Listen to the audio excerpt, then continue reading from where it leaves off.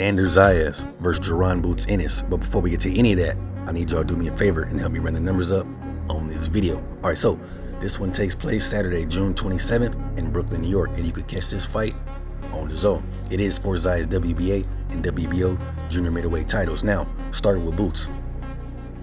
I think that Boots does his best work against stationary targets.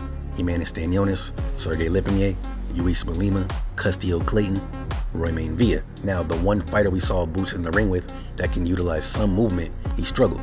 Those two fights against Karen. Now, although I thought Boots clearly won both of those fights, he wasn't as spectacular against Karen as he was against those fighters that I just mentioned. Now, Boots was a little younger in those fights. Come fight night with Zayas, he'll be 29 years old, so he can make the necessary adjustments. He can fight orthodox, southpaw, very explosive with his offensive attack, Roy Jones Jr.-esque. Now, I expect for Boots to start slow, work behind the jab, go to the body, try to methodically break down a fighter like Xander Zayas. Now, if I'm Zayas, I'm watching that fight with Karen over and over and over. I think he can replicate the similar game plan that Karen had against Boots.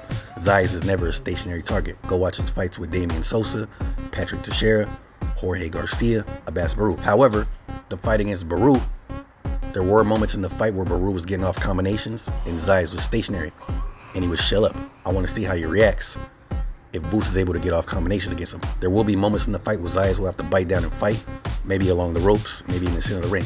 But there's going to be moments where Boots is going to make him fight. But Zayas is the naturally bigger fighter. I wouldn't say he's a power puncher, but he does have respectable power to keep his opponents honest. But I'm looking forward to seeing this fight.